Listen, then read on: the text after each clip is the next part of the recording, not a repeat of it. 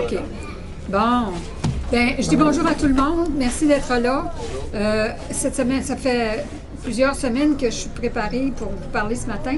J'ai demandé à l'Esprit Saint de me mettre sur le cœur qu'est-ce que vous aviez besoin. Puis là, ben, pour les 40 dernières années, il a fait beaucoup de choses en moi. Puis je demande au Saint-Esprit de me donner une pensée claire, nette, puis qui prenne contrôle du débit des paroles qui vont sortir de ma bouche. Parce que ça veut sortir comme un fleuve. Ça veut sortir pour déborder. Mais je veux être tempérée. Puis je demande au Saint-Esprit que vous ayez l'esprit ouvert puis un cœur réceptif à ce que je vais partager. Puis je dis toujours à mes amis, c'est pas important tout ce que je dis, c'est important qu'est-ce que vous faites avec ce que vous avez entendu. Pendant que moi je parle, c'est la conversation intérieure que vous avez, c'est ça qui est important. Qu'est-ce que ça va vous amener à faire?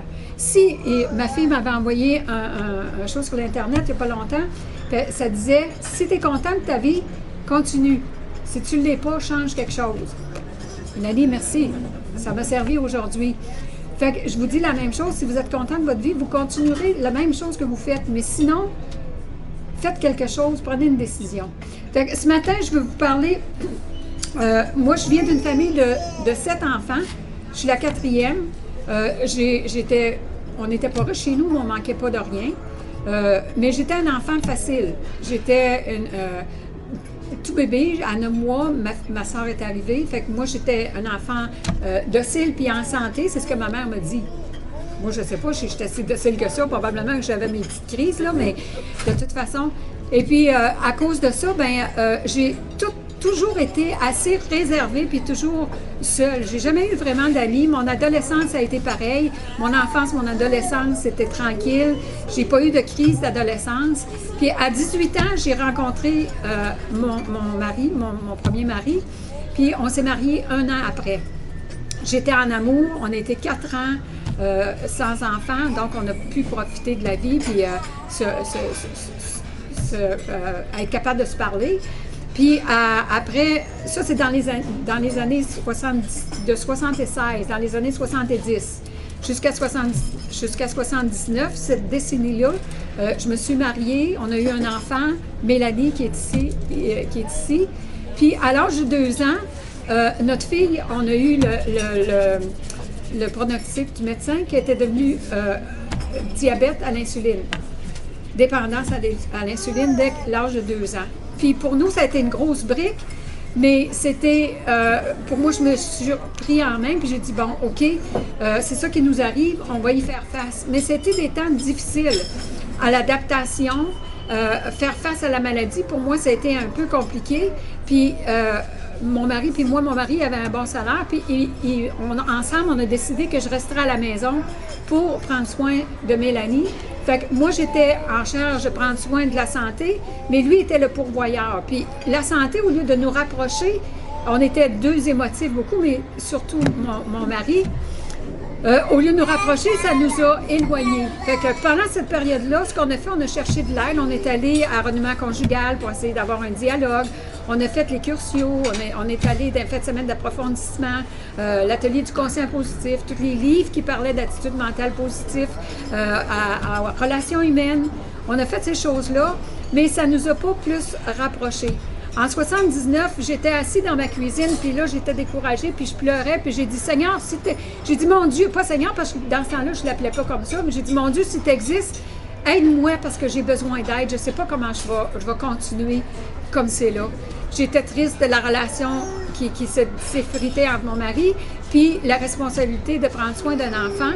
Puis ce matin-là, je suis venue avec une joie débordante dans le cœur. Il s'est passé de quoi ce matin-là? J'étais enthousiaste. Puis ça m'a aidé pour les prochaines années à faire face à tout ce qui m'arrivait. À tout ce qui m'arrivait. Puis à ce moment-là, j'ai pas ressenti rien après ça pour des années. OK, cette émotion-là, mais j'étais sûre que Dieu m'avait entendu. Puis en 79, ça c'est en 79, dans les années 80, au début des années 80, après avoir fait toutes les actions pour pouvoir se rapprocher avec mon mari, on a finalement décidé de se séparer. Mon mari, lui, voulait rien savoir des choses de Dieu. Puis moi, j'étais à la recherche. J'avais même fait une fin de semaine de retraite avec une amie à Saint-Victor-de-Beauce, mais ça ne marchait pas. Puis on a décidé de se séparer en 82. Malgré tout ce qui était arrivé. C'était une période très, très difficile. Oh, excusez. Ah, tu te remanges, là, hein? Depuis tantôt, je disais, parle dans le micro. C'est correct, là, je vais m'arranger. Je vais juste arrêter de bouger. C'est stay still. Fait que, on était dans la décennie de 1980, on s'est séparés. Puis là, à cette période-là, pour moi, c'était une période très, très difficile parce que j'étais une personne fonceuse, c'est ce que je croyais de moi-même. Mais cette période-là, j'ai réalisé que j'ai perdu tous mes moyens. Puis ma réaction a été une d'anéantissement. J'ai voulu mourir. Puis, encore une fois, j'ai crié à Dieu, puis j'ai dit, mon Dieu, je ne peux pas mourir. Mélanie a besoin de moi. Puis Dieu est encore venu à mon secours. Puis à partir de ce moment-là, j'ai décidé que j'allais vivre. Puis que j'allais vivre ma vie pleinement, puis que j'allais pas me laisser abattre. Il y avait des responsabilités à prendre, puis je les ai prises. Fait qu'en 82, moi, j'étais une femme au foyer depuis, ça faisait 9 ans, donc j'avais pas d'emploi. Quand on s'est laissé, il fallait que je retourne sur le marché du travail. Au tout début des années 80, je suis retournée voir mon ancien employeur d'il y a 9 ans pour demander une lettre de référence, puis ils m'ont engagée, encore une fois. Fait que je suis restée là de 83, quand je suis allée, jusqu'en 89, fin 88 à peu près, début 89. Puis, ça a été la période où, en 84, consciemment, j'ai donné ma vie au Seigneur, mais à travers les émissions de télévision aux États-Unis. Je ne parlais pas anglais du tout, mais quand j'arrivais de travailler à 11 h le soir, parce que je travaillais sur des chiffres, j'écoutais l'émission Le Club du 700, qui s'appelle le 700 Club. Les gens donnaient leur témoignage, puis je voyais leur luminosité dans le visage, puis ils parlaient de Jésus. Je comprenais Jésus, puis je voyais juste le résultat de leur attitude, puis la joie qu'ils avaient. Puis j'ai compris après plusieurs semaines que tu donnais ta vie au Seigneur, puis il fallait aussi que tu le dises à quelqu'un que tu avais donné ta vie au Seigneur. Fait que j'ai écrit le petit peu que je pouvais en anglais, parce que j'écoutais qu'est-ce qu'il disait, puis j'écrivais sur un papier comment le faire. Fait que j'ai écrit à Toronto pour dire que j'avais donné ma vie au Seigneur, puis il m'a envoyé quelqu'un du Carrefour chrétien de la capitale pour venir me visiter.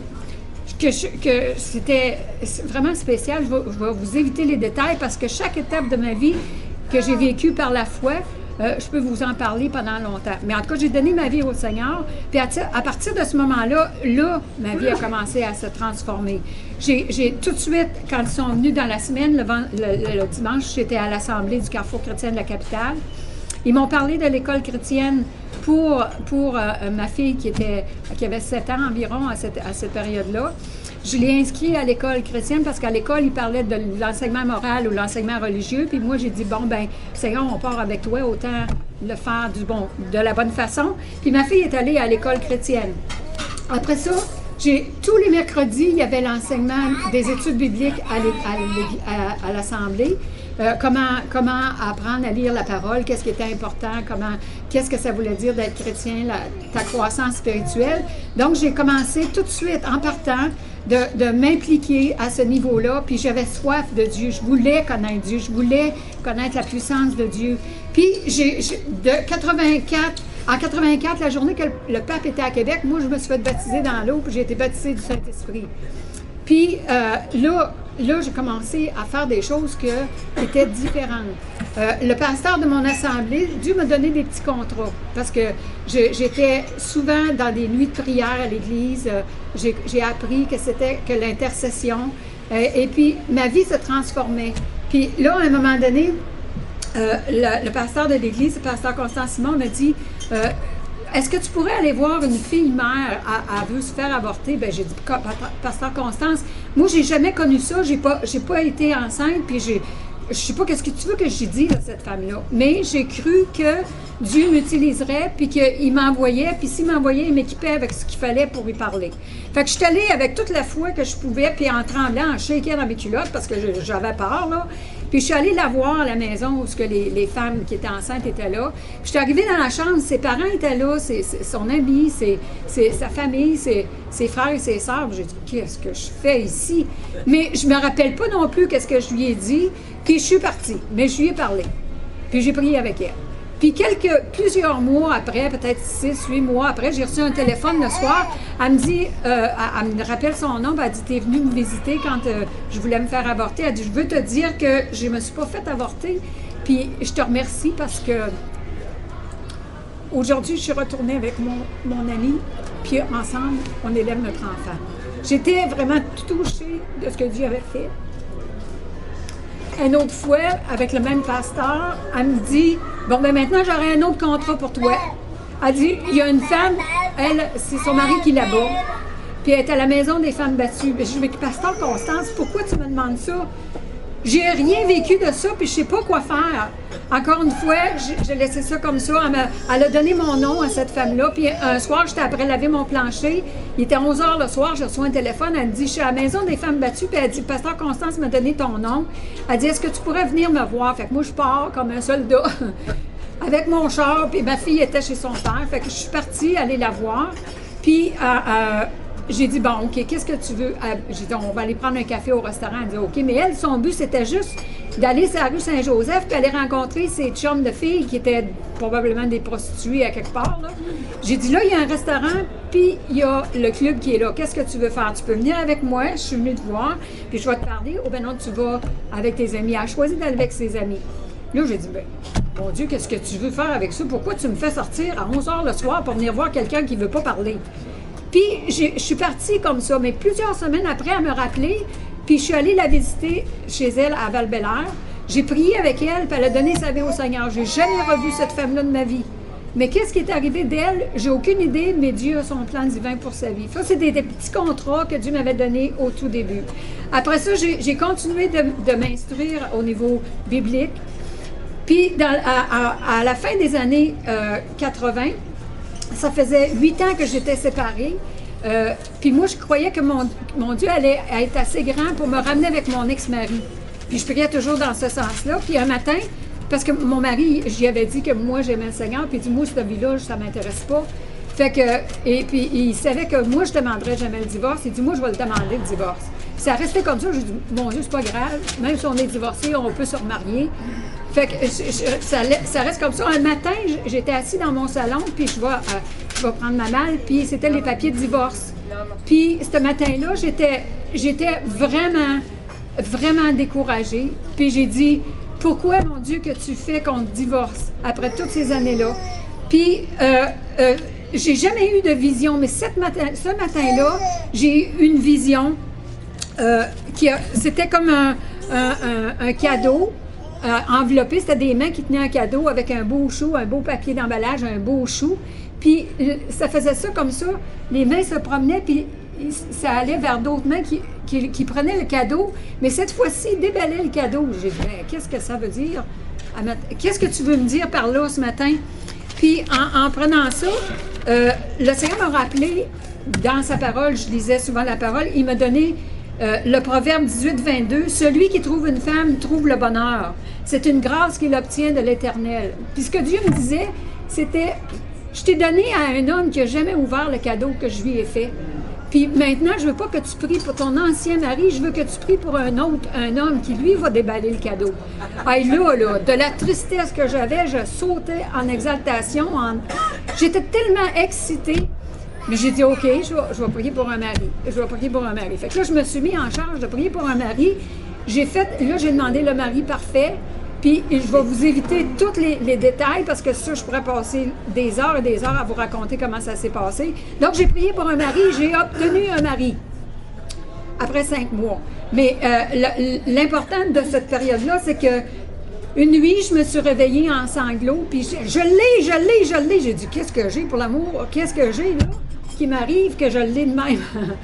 Puis, le Saint-Esprit, j'avais ma Bible à côté de mon lit, puis il me vient un verset biblique, 1 Jean 5, 14, 15. Fait que j'ai ouvert la Bible, puis je l'ai lu, puis ça disait, si vous savez que vous priez selon sa volonté, vous savez qu'il vous écoute. Puis s'il vous écoute, vous possédez déjà ce pourquoi vous priez. Ouf! Je l'ai, là, je l'avais. Là, je l'ai eu. Je l'ai eu pour de bon. Fait que ma réaction, ça a été en pleurant, en me promenant dans la maison. J'ai ouvert la commode de mon bureau, j'ai vidé les tablettes. Il y avait des tablettes pour moi, une tablette pour mon mari qui s'en venait. J'ai vidé les tiroirs du bas, j'ai fait un tiroir de vide. Ma commode qui avait 9 tiroirs, j'ai mis la moitié qui était vide. J'ai tassé le linge de mon garde-robe, j'ai fait de la place. Je suis allée dans ma chambre de bain, puis j'ai mis de la place pour qu'il mette sa pâte à dents, puis son rasoir. Moi, j'attendais mon mari. Ça n'a pas été long qu'il est arrivé. Puis j'ai dit, s'il n'existe pas, crée-le. S'il est outre-mer, amène-le. Puis j'ai prié pour lui tous les jours. Puis aujourd'hui, ben, il est là, vivant, une prière répondue. Ça, c'était dans les 89. Ensuite, puis ce qui arrive, c'est que j'ai demandé à Dieu. Puis là, ben, je me disais, oh mon Dieu, là, ça va vite. Ça va vraiment vite. 3 jours après, on a parlé de mariage. Puis 5 mois plus tard, on était mariés. Mais là, je shakeais parce que je me disais, Seigneur, t'as coup que c'est un homme qui bat les femmes ou qui était en prison ou qui était alcoolique, puis là, il y a de l'air beau, il y a faim, là, mais j'avais peur. Mais encore une fois, la parole me disait, quand Dieu bénit, il fait suivre sa bénédiction d'aucun chagrin. Je suis venue sur sa parole, je dis, merci mon Dieu, si tu me l'as envoyé, c'est pour me bénir, puis tu as des plans pour notre vie. Fait que, puis la parole de Dieu a dit dans Jérémie 29, 11, je connais les plans que j'ai formés pour vous, dit l'Éternel, des plans de paix et de bonheur, non de malheur, mais pour vous donner un avenir et de l'espérance. Je me suis tenue là-dessus, puis j'ai avancé. Fait qu'on s'est mariés en 91, puis là, mon expérience de foi, puis d'intimité avec le Seigneur a commencé, mais cette fois en couple. Ce que je faisais tout seul, là, on le faisait à deux. Puis là, notre vie, c'est pas... on n'a pas commencé à voyager, puis on n'a pas profité de la vie comme ça. Là, ça a été les problèmes financiers, ça a été le manque de travail. On a changé de travail autant comme autant.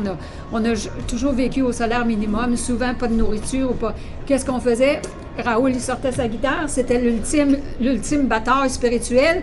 Plus ça allait mal, plus on louait Dieu. Puis là, les choses se plaçaient.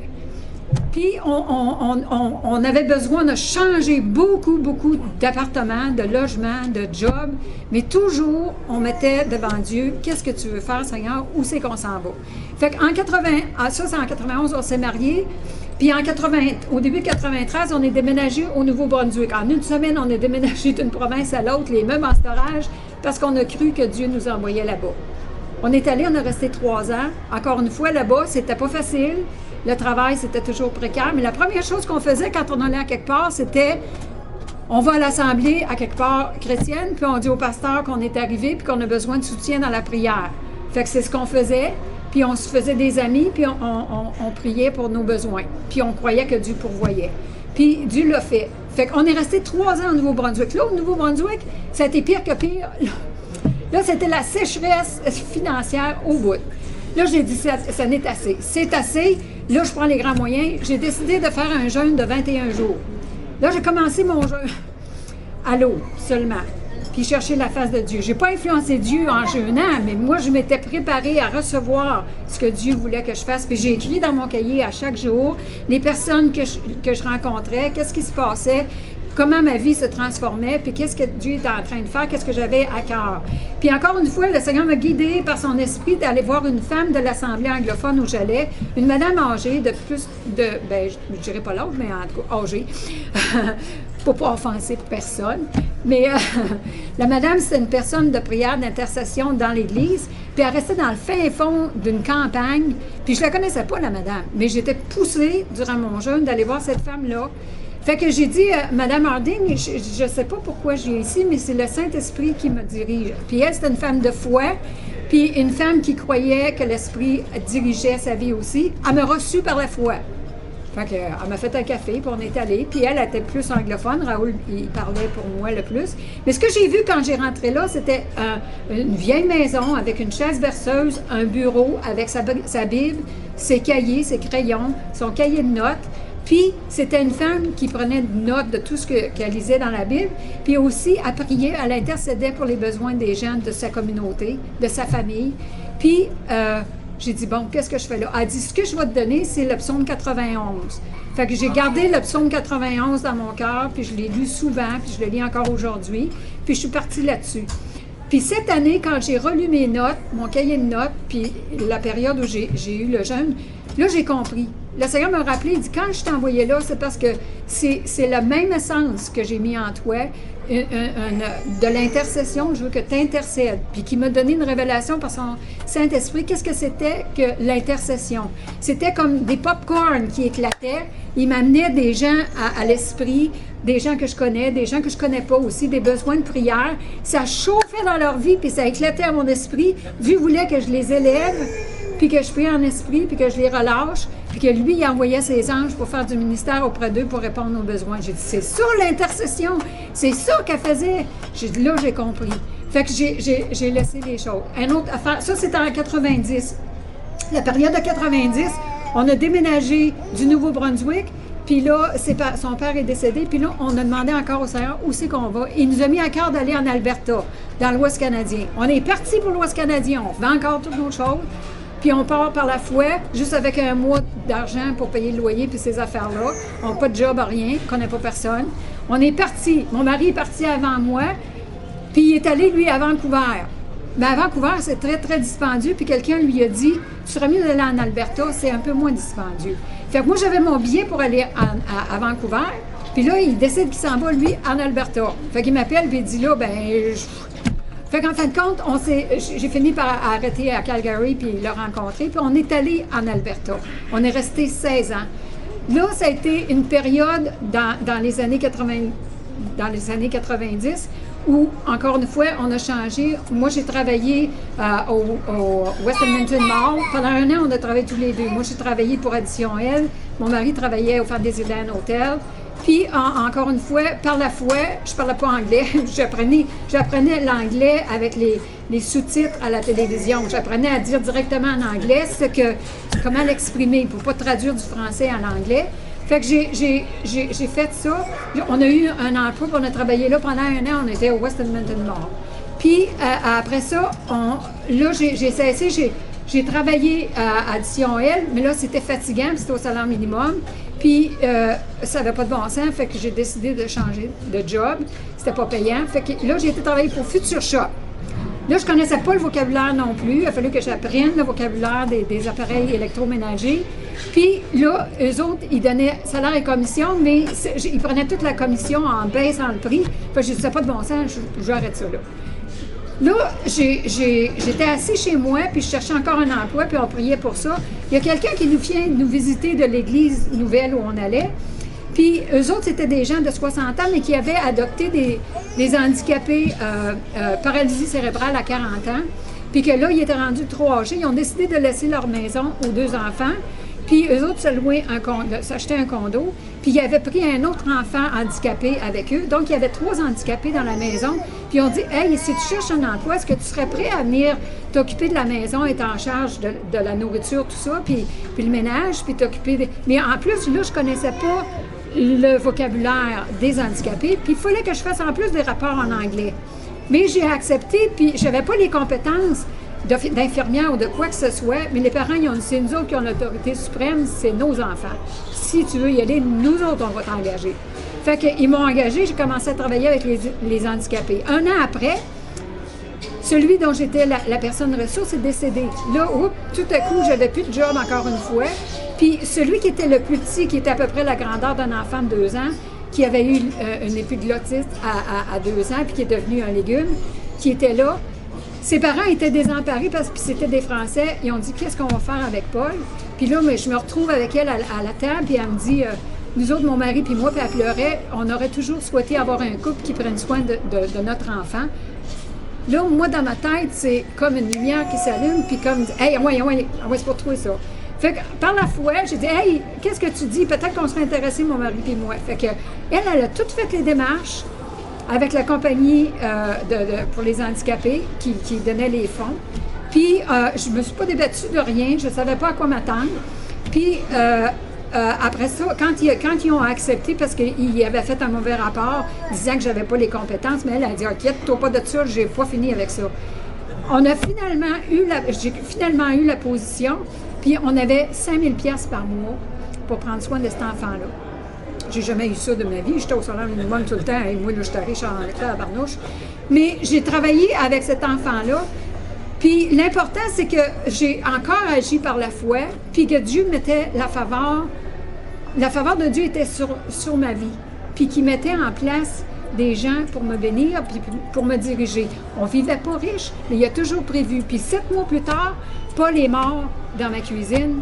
Puis là, je reçois un téléphone, Raoul était au téléphone, je dis, Paul vient de mourir. Mais pendant que Paul mourait, Raoul était à une compagnie, Consumer Care Maids, pour un emploi, de faire une franchise de nettoyage. Fait que Dieu avait déjà prévu qu'est-ce qui allait se passer. Puis, Paul est mort le 3 décembre, puis la compagnie nous a donné le 5 000 $ pour le mois. Puis pour la franchise, ça prenait 3 000 $ cash pour acheter la franchise. Fait que on a pu acheter la franchise, puis c'est jamais arrivé, mais le couple qui était là sont partis, puis ils ont laissé 22 clients réguliers. Fait qu'on avait l'argent à tous les jours qui rentrait, puis on a commencé à faire ces choses-là. Après ça, on a toujours vécu pendant qu'on était en Alberta avec la franchise, ça a monté, ça a monté. Ça, c'était dans les années 90, jusqu'à la fin de l'année, jusqu'à la fin de 99. Puis en l'année 2000, ben là, ça a pris toute une tournure autrement, c'était encore difficile. Puis là, ma santé s'est plutôt détériorée, puis c'était stressant. J'étais stressée puis fatiguée. En 2003, là, j'ai baissé les bras, puis j'ai décidé que je ne veux plus rien savoir. J'arrête de lire la Bible, j'arrête d'avoir des contacts avec mes frères et sœurs chrétiens, puis je m'arrange par moi-même. Fait que Raoul, lui, il n'était pas dans le même état d'esprit, là. Puis il perdait son ami qui était rempli de foi, puis qui était confiante en l'avenir, puis en Dieu. Puis là, je n'avais pas cette force-là spirituelle. Mais Raoul était un homme de foi. Puis je l'entendais la nuit se lever. Il prenait sa guitare, puis il louait Dieu. Puis il continuait d'intercéder pour moi. Puis pendant les 14 prochaines années, j'étais dans un désert spirituel où j'avais pas de force, où je priais pas, où j'allais pas nulle part. Raoul était un homme de foi. Il assistait à toutes les réunions de prière des hommes d'affaires. Il y avait cette boîte de prière-là, pas celle-là, mais il y en a partout à travers le monde. Puis il mettait les requêtes de prière, puis les hommes d'affaires. Je rends grâce à Dieu pour les hommes d'affaires qui sont fidèles, pour les prières qu'ils font pour les gens. Parce que ces prières-là, même si ça a pris 14 ans avant que je sorte de mon désert spirituel, un jour, j'ai été aux hommes d'affaires et j'ai dit « Merci d'avoir prié pour moi » parce que ce n'est pas des prières qui n'ont pas été répondues. Dieu a répondu aux prières, puis Raoul a retrouvé sa femme, son amie, sa confidente, sa femme remplie de foi pour Dieu. J'avais ça. Fait que moi, je vous encourage, s'il y a des prières, les hommes d'affaires, pour moi, dans les années 80, là, au début de ma vie chrétienne, j'étais vraiment en difficulté de toutes les façons, émotionnelles, physiques, matérielles, spirituelles, relationnelles, de toutes les façons. Mais à tous les deuxièmes samedis du mois, il y avait un déjeuner, puis j'allais au déjeuner d'hommes d'affaires. J'avais toujours hâte au déjeuner parce que j'étais vraiment dans un état épouvantable à chaque fois. J'arrivais là avec une oppression tellement grande, un fardeau que je ne pouvais plus porter. Puis là, je mettais mes requêtes de prière, les hommes d'affaires priaient pour moi, puis je repartais chez nous, puis les choses se plaçaient, Dieu pourvoyait. Je suis là 25 ans plus tard avec cette même foi-là, mais grâce aux prières des hommes d'affaires qui m'ont soutenu, pas juste eux autres, mais tous mes frères et sœurs chrétiens, mais particulièrement les hommes d'affaires ont joué un rôle important dans ma vie. Puis Raoul, ça fait plus de 35 ans qu'il va aux réunions d'hommes d'affaires, que ce soit à Québec, que ce soit en Alberta, que ce soit à Moncton ou au Nouveau-Brunswick. Il a toujours été fidèle à faire ces choses-là, puis ces hommes-là ont toujours eu la foi en Dieu. Fait que dans les années 2000, pour moi, ça a été pénible. J'ai perdu ma mère, j'étais en Alberta, puis comme on avait le salaire minimum, on ne pouvait pas se payer l'avion pour venir la voir, donc j'ai pas pu venir quand ma mère est décédée. J'ai pas pu venir quand mon frère de 51 ans est décédé. On n'a pas pu venir non plus quand la sœur de Raoul, qui avait 62 ans, qui est morte d'un accident de voiture. Mais il y a des raisons, il y a des choses pourquoi les choses arrivent pour une raison. Puis c'est pas parce qu'on n'était pas là qu'on n'avait pas plus la présence auprès des gens. Quand ma mère est morte, par exemple, moi j'avais mis sur ma grosse télévision 60 pouces la vidéo de ma mère à son anniversaire, puis mon frère m'avait branché sur l'intercom au salon, puis toute ma famille était là, puis je leur disais, maman est sur la télé, puis je vais vous dire qu'est-ce que je retiens de ma mère. Puis j'ai parlé, tout le monde voyait, ma fille peut le dire, que j'avais plus d'impact en n'étant pas là qu'en étant là. Fait que je rends gloire à Dieu pour ça. Mais pendant cette période-là où j'ai desséché, mon corps aussi a desséché. Là, j'ai commencé à avoir des mal partout. J'ai été en surpoids toute ma vie. Je faisais des régimes, mais je maigrissais, mais je reprenais toujours plus. Puis, à un moment donné, en 2017, j'étais rendue au plus haut de mon poids. J'étais rendue à 300 livres. Puis là, Dieu est venu à mon secours. Puis il m'a rétabli physiquement, spirituellement. Dans les 3 dernières années, j'étais à l'école du Saint-Esprit. Puis là, maintenant, depuis janvier, Dieu m'a mis à cœur qu'on était rendu à un point où il fallait être en stage, puis que Dieu avait des plans pour ma vie, puis que j'étais aujourd'hui la première fois à parler, mais ce ne sera pas la dernière fois. Puis on a fait nos passeports par la foi. Il n'y a rien d'étampé. Mais Dieu va me donner les nations. Il va m'envoyer où il voudra. J'ai dit, Seigneur, je suis prête. Ce que Dieu veut de nous, c'est être disponible, obéissant, prêt à le servir. Il y a des plans pour nous. Puis c'est seulement dans l'accomplissement de ces plans divins qu'on trouve le bonheur, la paix, l'harmonie. Aujourd'hui, ce que vous voyez physiquement, la transformation physique que j'ai eue, c'est moi-même, je ne me reconnais pas. 165 livres en moins. C'est une autre personne à côté qui était plus grosse que moi à ce moment-ci. Puis, mais ma transformation spirituelle, je veux que vous imaginiez à quel point la transformation est aussi majeure que le physique que j'ai eu. Puis tout ça, c'est dans un plan parfait pour Dieu.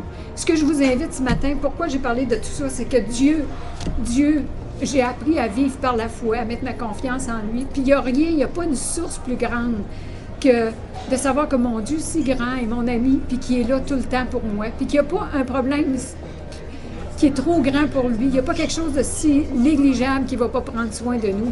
En avez-vous assez de souffrir par la maladie?